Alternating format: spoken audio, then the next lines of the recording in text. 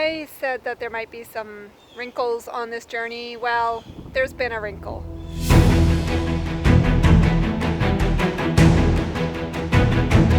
Hey everyone, it's Jo. I'm the Kosher Ninja.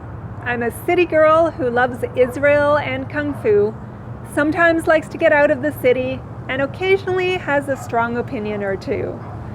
If you're new here, welcome. I'm so glad you've stopped by. Stick around, subscribe, ring the notification bell to be notified when I post new videos.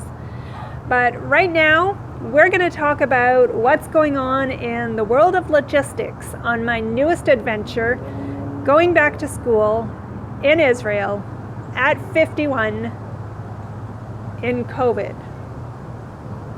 But I'm going to start with a shout out to my hiking buddy Guy, who asked what school I'm going to.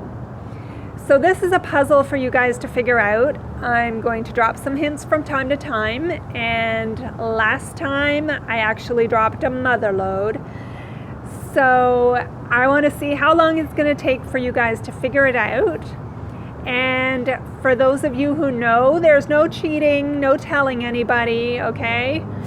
All right, so what happened with my update a couple of weeks ago when I said I had to postpone my video? This goes back to my last trip to En Gedi, which was December 8th, 2019, after my Shvil adventure. My brother and sister-in-law were with me in Israel for their first time, and so I was showing them my favorite place in the whole wide world. Today we're at En Gedi, and this is my favorite place in the whole wide world. It's beautiful. There's just water all over the place, which I'm really happy about. It's lovely, it's lush, it just feels alive, and I love coming here. As always, love this place. Totally recommend it. If you're in Israel, you can't miss En Gedi.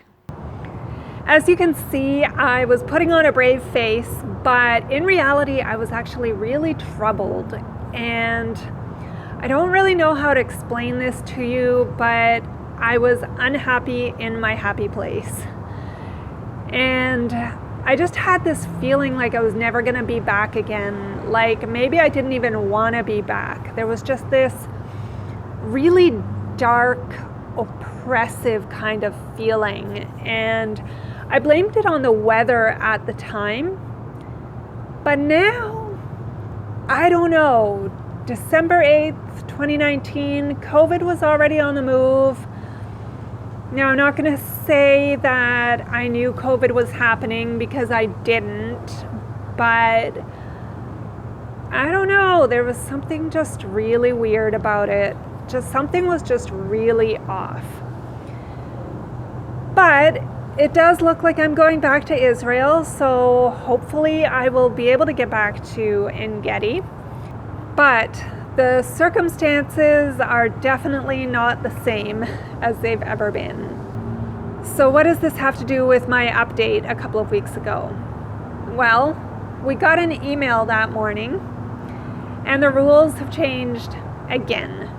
At this point, they seem to be changing weekly, even daily sometimes, and it's really kind of hard to keep track. But in any case, just when I thought everything was going great, I thought I was doing just fine, suddenly it turns out I have to vax. And I had just enough time.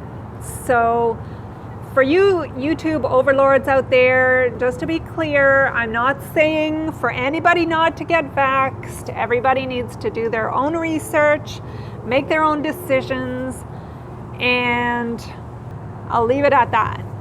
But for myself, I did not intend to do that. So I just did it. I got my first dose of Pfizer, and I do have just enough time to get it done before I go. So at least that's good, but I do it a little bit under protest.